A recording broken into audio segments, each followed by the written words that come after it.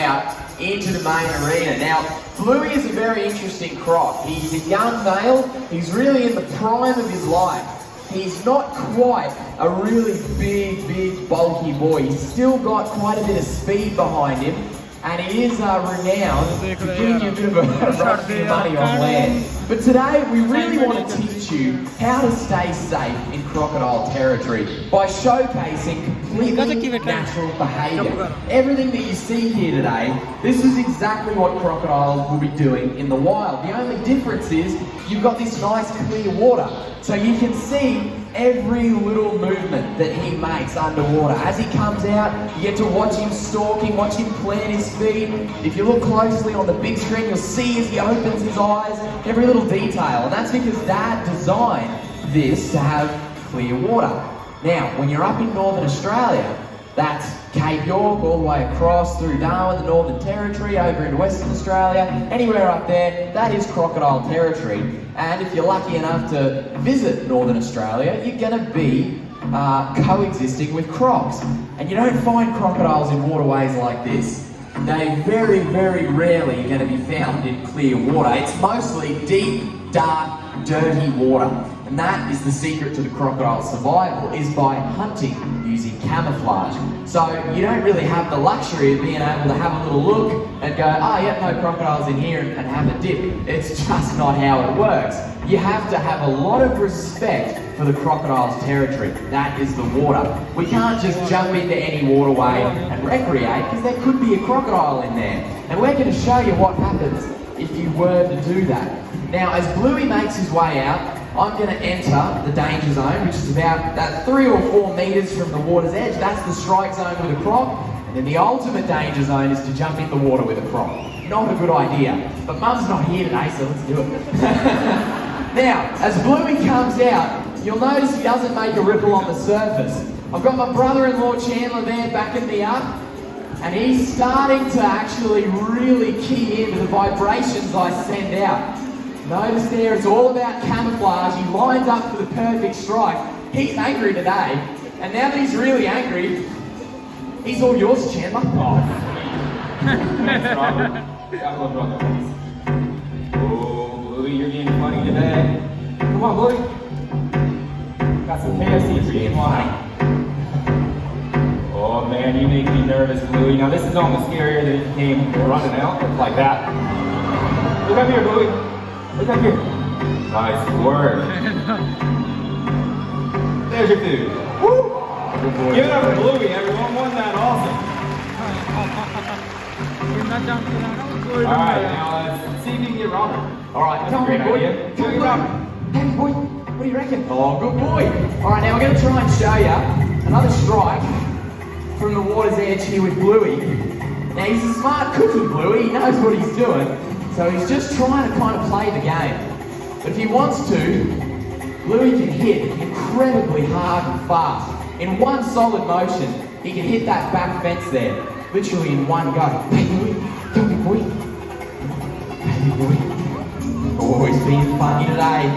Up here, Bluey. Stop looking at my legs, Bluey. Here, come back in your water. Let's see if we can show you a really good strike here with Bluey. Come on, mate. Good boy. Now, crocodiles, again, it's all about camouflage, it's all about the stalk. You're good to go that way, Chandler. It's all about the stalk. Now, a crocodile will line up for a strike, and they'll pop their little eyes just above the surface. They'll have a little look, and they only expose, here you go, a little bit of their body. Oh, he's being so funny today. Now, Bluey's playing this really cool game called Come Closer. Sweet game, but you only play it once. Hey, big boy. Now, this is really good because you get to see some wild behaviour. Notice how Bluey's not just launching out the water 100 miles an hour. No, he's waiting for the perfect moment. And this is more like what you'll see a wild crocodile doing. They're not just going to come out, teeth blaring, 100 miles an hour. That's not how they work. Good mate, good mate. Oh, not yet. I'll let you know, pick your moment, go. Hey, big boy. Now we're going to try and get him set up. Real good strike here. Okay, you're good, mate. Boy, Bluey. Here he comes, he's lined up, he's gonna have a little look. Come on, big boy. Come on, Blue. Come on, Blue. Oh, good boy. Up here, mate. Good hit. Here you go, Bluey. Here you go, big boy. Oh. Now notice there, once Bluey's on land, he's not as inclined to put on that strike. Here you go. Whoa. Up here, mate. Up here, mate. Now I want to give him this little piece of fish here. There, he got it. Good boy, Blue. Give it up for Blue. Now, what I want to stress here is, I mean, you can see I'm working in close proximity with this crocodile, but even still, he's not launching out of the water trying to eat me. He just wants to come out, defend his territory, get a piece of food.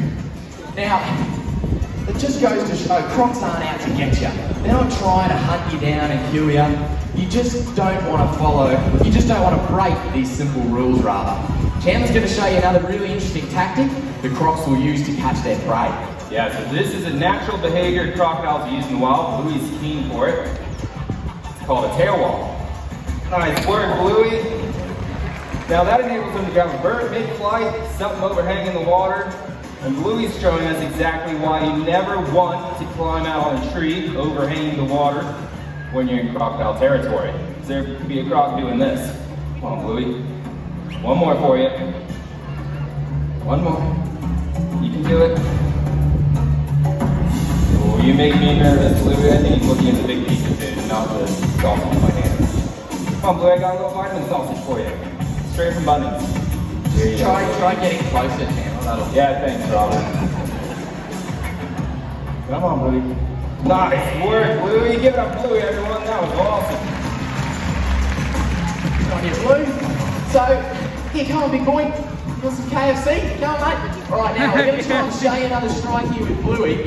And this really, I want to show you his top speed on land. Now, you'll notice here, even a big croc like Bluey, he's not really built for speed out on land. In the water, it's a different story. Notice there, he pops up, he has a little look, he only reveals eyes, nose, and ears, only a couple centimeters above the surface of the water. And then, as soon as he feels a splash, he'll come over, have a look, and then he'll submerge. When he's keen on catching something, he will actually completely submerge and wants to be camouflaged once again. See, just like that. Now watch what happens here. Have a look. When I enter the water and I stamp my feet, he kind of pops up and has a look. It's all about vibrations. Now, when he goes back underwater here, he's relying solely on the vibrations that I send out, as if I was a little animal approaching the side of the water. And when he pops up, he shows his eyes. Come on, big boy. He has a little strike, but have a look. I'm easily moving backwards quicker than Bluey can come forwards. Yeah, give it up for him, mate. Isn't he a legend? And have a look at what he does. He just wants to get straight back into the water. He doesn't want to sit out here and eat his food. He wants to take it back into the confines of the water because that's where he's comfortable. That's where he's happy. Now, we'll give him a second here and you'll watch. What he'll do is he'll actually raise his head up out of the water.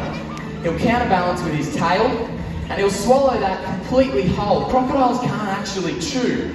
They have to swallow an animal whole, or if it's too big, they'll lift it out and they'll break big chunks off. But what we really want to show you here by showing this natural behaviour, first of all, we want to give Bluey a really good day. We're giving him the food he'd be eating in the wild, we're letting him exhibit all this wild behaviour, but at the same time, we can show you what to do and what not to do in croc territory. Now, if you're to stay at least 4 to 5 metres back from the water's edge, you're going to be avoiding the strike from the quickest, biggest crocodile, no worries at all. And then, it's just using common sense. Don't go swimming in crocodile territory, don't overhang the water in croc territory, just follow these simple rules and you'll be just fine. If we can minimise the conflict between humans and crocs, of course we'll be protecting ourselves and our own health and safety, but we'll also be doing a great thing for crocodile conservation. Every time there's any kind of attack, people just want them dead. They want to kill out all the crocodiles, just get rid of them all. And that just doesn't fix anything. It creates a horrible false sense of security for the area that you've culled in.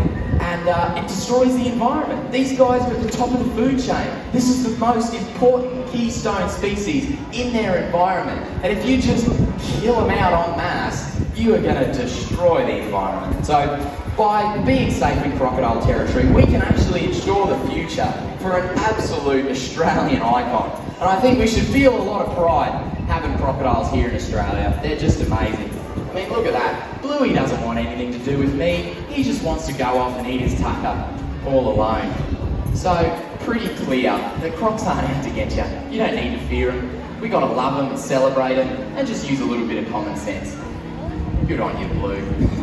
Isn't he cool? I love this crocodile.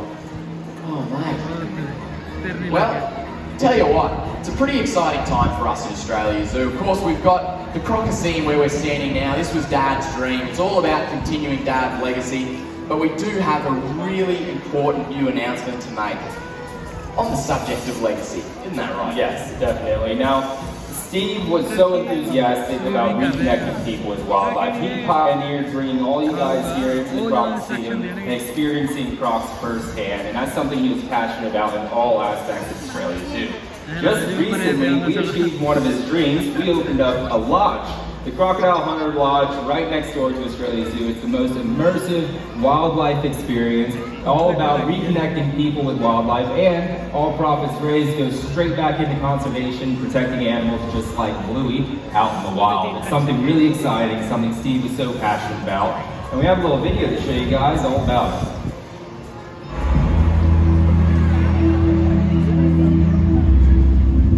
We're proud to be welcoming guests to the Crocodile Hunter Lodge.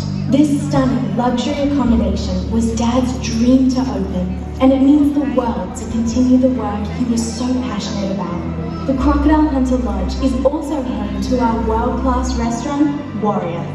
We're excited to share a taste of local and native ingredients